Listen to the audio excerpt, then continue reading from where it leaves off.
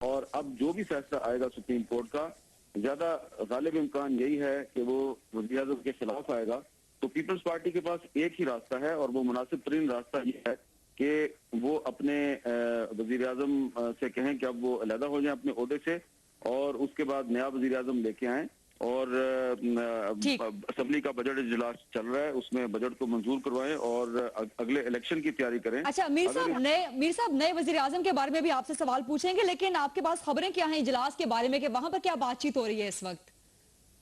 ابھی تو اجلاس شروع ہوا ہے. مجھے تو صرف اجلاس سے پہلے جو کچھ ان کے لوگوں سے بات چیت ہوئی تھی وہ پتا ہے، اور کچھ صدر صاحب جو اپنے ساتھیوں کے ساتھ صلاح مشورہ کریں، اس سے ہم یہی اندازہ لگا سکتے ہیں کہ پیپلز پارٹی ذہنی طور پہ تیار ہے کہ اس کے وزیر اعظم کے خلاف فیصلہ آنے والا ہے.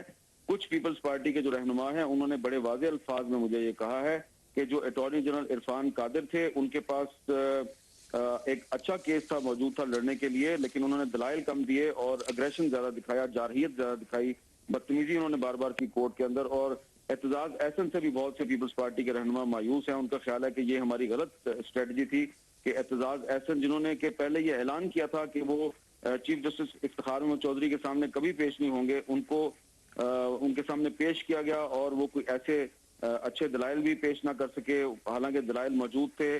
آئین میں ایسی دفعات موجود ہیں جن کو اگر پراپر طریقے سے پیش کیا جاتا سپریم کورٹ کے سامنے تو اعتزاز احسن اپنا موقف بھرپور انداز میں سامنے لا سکتے تھے، لیکن وہ ایسا نہیں کر سکے. شاید اس کی وجہ یہ ہے کہ ان کے جو ساتھ عرفان قادر اٹارنی جنرل آف پاکستان، وہ زیادہ تر اپنی باڈی لینگویج دکھاتے رہے. انہوں نے آرگومنٹس جو ہیں ان کے ذریعے یہ قانونی جنگ جیتنے کی کوشش نہیں کی. انہوں نے زیادہ اپنی جسمانی طاقت دکھانے کا زیادہ مظاہرہ کیا، اور اس کی وجہ سے کورٹ روم کے اندر 2-3 مرتبہ ایسے حالات پیدا ہوئے کہ وکلا جو ہیں انہیں شاؤٹ کرنا پڑا اور انہیں بہیو یور سیلف کہنا پڑا.